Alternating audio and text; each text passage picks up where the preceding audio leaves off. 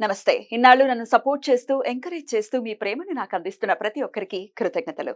అలాగే ఈ వీడియో కూడా ఖచ్చితంగా మీకు ఉపయోగపడుతుంది. లైక్, షేర్ అండ్ సబ్స్క్రైబ్ చేసి మీ సపోర్ట్‌ని నాకు అందించండి. అలాగే ఈ వీడియో పట్ల మీకున్న అభిప్రాయాన్ని కామెంట్ సెక్షన్‌లో కామెంట్ చేసి తెలియజేయండి.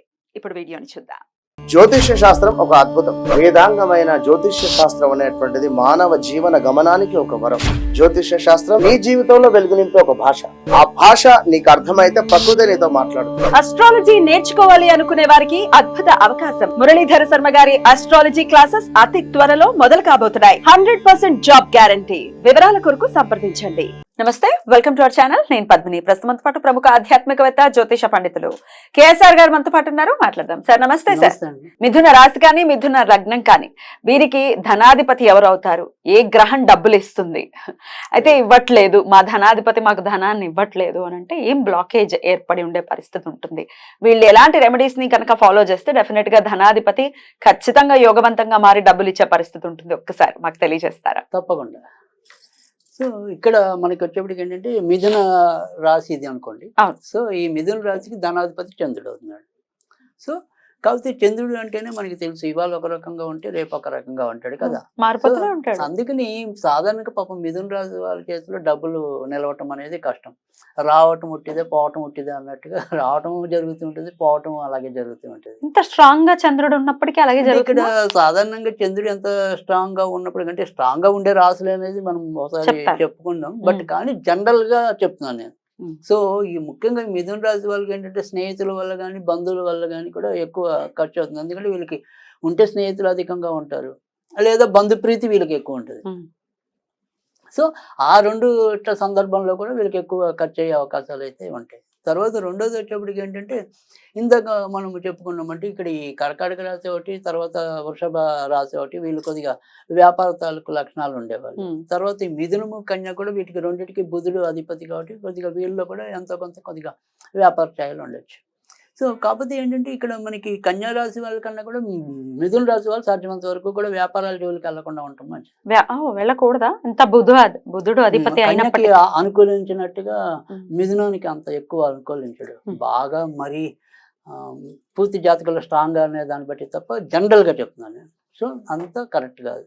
తర్వాత రెండోది వచ్చేప్పటికి ఏంటంటే ఇక్కడ చంద్రుడు కర్కాటక రాశి సక్షేత్రం అనుకోండి. ఇక్కడ చంద్రుడు ఉన్నప్పుడు ఏంటంటే ముఖ్యంగా పుష్యమి నక్షత్రంలో ఉండకూడదు. సో పుష్యమి నక్షత్రంలో ఉంటే వీళ్ళకి సొమ్మిచ్చి రాబట్టుకోలేకపోవటం అనేది ఉంటుంది. అంటే అప్పులు ఇవ్వకూడదు, అప్పులు ఇస్తే తిరిగి రావు. అమ్మ బాబాయ్. తర్వాత రెండోది వచ్చేప్పటికి ఏంటంటే మళ్ళీ రోగాల రీత్యా అయినా ఖర్చు అవుతుంది. ఎందుకంటే అష్టమాధిపతి శని అవుతాడు కాబట్టి శని దాంట్లో ధనాధిపతి ఇరుక్కున్నప్పుడు రోగాల బారిన కూడా ఖర్చు అవటం అనేది ఉంటుంది. కనుక ఇది రైట్ ప్లేస్ కాదు. కానీ ఇదే మిథునానికి చంద్రుడు కనుక మూడో ఇంట్లో ఉంటే కనుక అద్భుతమైన యోగం ఉంటుంది. ఏ రకంగా అద్భుతమైన యోగం ఉంటుందంటే కనుక ఖచ్చితంగా ఏ పని చేసినా కూడా ఎవరో ఒకరు తోడ్పాటు అయితే లభిస్తుంది. ఆ తోడ్పాటుతో వీళ్ళు ఎక్కువగా పై రంగాలకు వెళ్ళిపోవటం అనేది ఉంటుంది. అంటే సపోజ్ ఉద్యోగ రంగంలో ఉన్నాం అనుకోండి, కింద వాళ్ళు పై వాళ్ళు ఈయనకు అనుగుణంగా సహకరించడం అనేది, దానివల్ల వీళ్ళు తొందరగా సాధారణ స్థాయి నుంచి మంచి మేనేజర్ స్థాయి దాకా వెళ్ళిపోవడానికి ఉంటుంది. కనుక ఇక్కడ ఖచ్చితంగా మేలు జరగడం అనేది ఉంటుంది. తర్వాత తోడబుట్టిన వారి యొక్క సహాయ సహకారాలు కూడా లభించడానికైతే ఉంటాయి. కనుక ఇది మంచి ప్లేస్. ఎలాగో తృతీయం మంచి ప్లేస్ అని ఎలాగో మీరు చెప్తూనే ఉన్నారు. రైట్. కనుక ఇక్కడ కూడా వీళ్ళకి ఇంకొద్దిగా ఎక్కువ మంచిది. చంద్రుడు కనుక రవి రాశిలో, సింహరాశిలో ఉంటే కనుక ఖచ్చితంగా మంచి అవుతుంది. తర్వాత వచ్చేప్పటికి మనకి ఇంకా చతుర్థంలో చంద్రుడు ఉంటే కనుక ఇక్కడ ఆయన హస్త నక్షత్రం అనేది ఉంటుంది.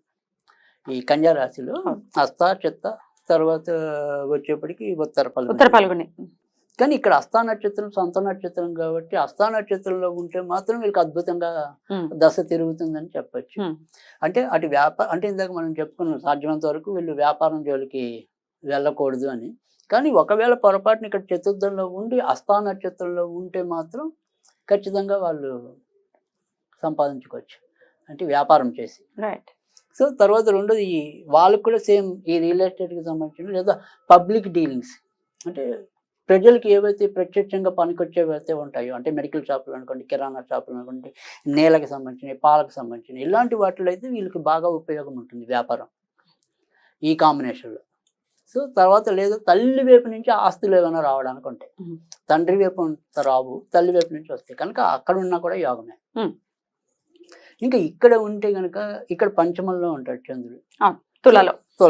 సో ఈ పంచమంలో చంద్రుడు మనకు ఇక్కడ తులారాశిలో మాత్రం అంత యోగదాయకం కాదు.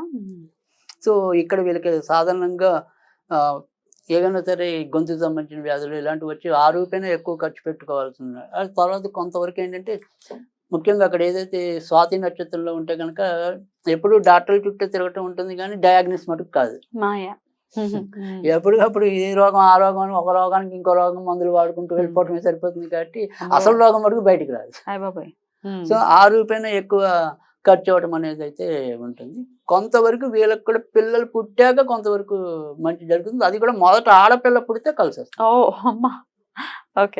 సో వీళ్ళకి ఇక్కడ కనుక మొదట మిథున రాశి వాళ్ళకి కనుక మొదట మగపిల్లడి కన్నా కూడా ఆడపిల్ల పుడితే కనుక ఇంకొద్దిగా ఎక్కువ కలిసి వస్తుంది. సో ఆ రకంగా వీళ్ళకి కొంతవరకు మేలు జరుగుతుంది. ఇక్కడ 6వ ఇల్లు అవుతుంది. సో ఇది వృశ్చిక రాశి.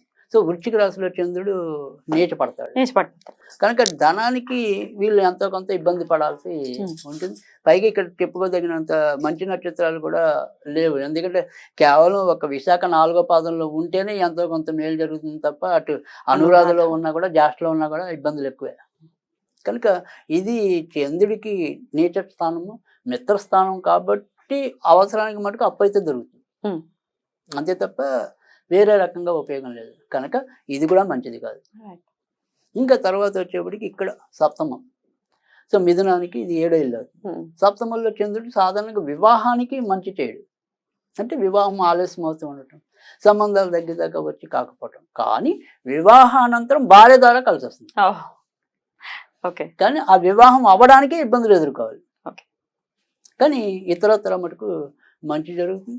తర్వాత రెండోది వచ్చేప్పటికి ఏంటంటే ఇక్కడ పొరపాటున పూర్వాషాఢ నక్షత్రంలో కనుక చంద్రుడు ఉంటే ప్రేమ వివాహం అయ్యే అవకాశాలు కూడా ఉంటాయి. కానీ బట్ ఓకే, మరీ పూర్తి స్థాయి చెడు కాదు ధనుర్ రాశిలో ఉండటం అనేది. తర్వాత వచ్చేప్పటికి మకరం. ఇక్కడ అష్టమంలో చంద్రుడు, పైగా శత్రుక్షేత్రం ఏమాత్రం ఉండకూడదు. మకరంలో చంద్రుడు ఇబ్బంది పడుతుంది. అవునా? చంద్రుడికి మకరం శత్రువా? శత్రుక్షేత్రం. అందుకే సాధారణంగా మకరంలో కానీ తర్వాత ఇక్కడ శని ఇక్కడ ఉన్నా కానీ వీళ్ళ వివాహపరంగా కూడా చాలా ఇబ్బందులు ఎదుర్కొంటారు. సో ఇక్కడ ముఖ్యంగా ఈ శ్రవణ నక్షత్రంలో ఉంటే కనుక ఇంకా ఎక్కువ ఇబ్బందులు ఉంటాయి. కనుక మకరంలో మటుకు ధనాధిపతి ఉండకూడదు. సో బయట వాళ్ళకి ఇచ్చి నష్టపోవటం, బయట నుంచి మనకి రావాల్సినవి ఏవైతే ఉంటాయి అంటే ఇప్పుడు సపోజ్ వాళ్ళకి వారసత్వంగా ఉన్నాయి భూములో ఇల్లులో, అవి ఫైటింగ్లోనే ఉంటాయి. సో కోర్టులో తేలేపటికి 30 ఆస్తి కర్పూరం అయిపోతుంది. అయ్యో. సో ఇంకో ఏదో ఆ పావు వంతు కూడా వీళ్ళ యొక్క మొండి పట్టుదల వల్ల వస్తుంది. సో అందుకని ఇది కూడా మంచిది కాదు. ఇంకా వచ్చేప్పటికి ఏంటంటే ఇక్కడ మనకి కొంతవరకు కుంభ భాగ్యస్థానం. సో ఈ భాగ్యస్థానం కాబట్టి ఇది మంచి స్థానంగానే చెప్పాలి. కొద్దిగా కష్టం ఉన్నా కానీ సుఖమైతే ఉంటుంది. ఇక తర్వాత వచ్చేప్పటికి ఇక్కడ బుధుడు చంద్రుడు ఎవరైతే మనకి మీన రాశిలో ఉన్నాడో అది చాలా అద్భుతం. ఎందుకంటే గురుడును చంద్రుడు కలిస్తేనే అసలు గజకేసరి యోగం.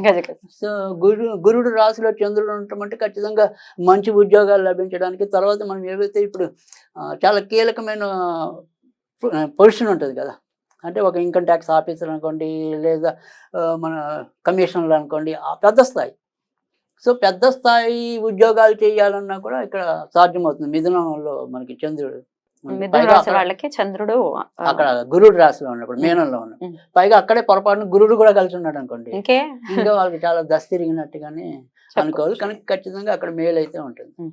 తర్వాత మేషంలో చంద్రుడు ఉన్నా కూడా బాగుంటుంది, ఎందుకంటే అది లాభస్థానం, పైగా ఆయనకి మిత్రస్థానం. సో అందుకని ఇక్కడ ఉన్నా కూడా మనకేమీ ఇబ్బంది లేదు. సో తర్వాత వృషభంలో మాత్రం మళ్ళీ కొంతవరకు ఇబ్బంది అనేది ఉంటుంది. వ్యయస్థానం ఇబ్బంది ఉంటుంది, ఖర్చులు అధికంగా ఉంటాయి. కానీ డబ్బు అయితే వస్తుంది, ఎప్పుడు కూడా లేకుండానే ఏమంటారు లేకుండా ఉండదు, అవసరానికి అయితే వస్తుంది. మరి ధనాధిపతి లగ్నంలోనే ఉంటే అది ధనాధిపతి మనం లగ్నంలో ఉన్నప్పుడు ఇందాక ఎప్పుడు చెప్తాం, లగ్నంలో ఉంటే ఎప్పుడు కూడా వ్యయమే ఎక్కువ ఉంటుంది రాబడి కన్నా కూడా. సో అందుకని మనకి బాగా ఉపయోగపడటం అంటే కనుక సింహం అనేది ఒకటి కనిపిస్తుంది. తర్వాత ఇక్కడ కన్యా రాశిలో కూడా కనిపిస్తుంది. తర్వాత ధనుస్సులో కూడా కొద్దిగా ఫలితాలు తగ్గినా అది కూడా మంచిదని చెప్పాం. తర్వాత కుంభం మంచిదని చెప్పాం, మేనం మంచిదని చెప్పాం, మేషం మంచిదని చెప్పాం. పర్వాలేదు, బోల్డ్ అంతా ఉంది. సో Options ఇంచుమించు ఎక్కువ. సగం రాసులు మంచిగా ఉన్నాయి. అదే సో అందుకని కొంతవరకు అది ఒకవేళ- పర్వాలేదు. ఒకవేళ ఇవ్వట్లేదు, ధనాధిపతి మాకు ధనం ఇవ్వట్లేదు సో అంటే అందుకని ఇక్కడ మనం కంపల్సరీ చంద్రుడికి సంబంధించిన రెమెడీస్ అనేది చేసుకోవాలి. కనుక బయటకు వచ్చేప్పుడు ఖచ్చితంగా కొద్దిగా వాటర్ తీసుకుని బయటికి రావటం వల్ల కూడా వాళ్ళు చేసే తాగి, water తాగి. మంచి తాగి ముందుకు బయటికి రావటం, ఆ రకంగా కూడా వాళ్ళకి దశ తిరుగుతుంది. రైట్. చాలా అద్భుతంగా సవివరంగా తెలియజేశారు. ఈ మిథున లగ్నం వారికి లేదా మిథున రాశి వారికి ఎవరు ధనాధిపతి అవుతారు, ఏం చేసుకోవచ్చు అనేది చాలా బ్యూటిఫుల్ గా ఎక్స్ప్లెయిన్ చేశారు. కృతజ్ఞతలండి. ఇక నెక్స్ట్ ఎపిసోడ్ లో కర్కాటక లగ్నం గురించి మాట్లాడుకుందాం. నమస్కారం అండి. రైట్.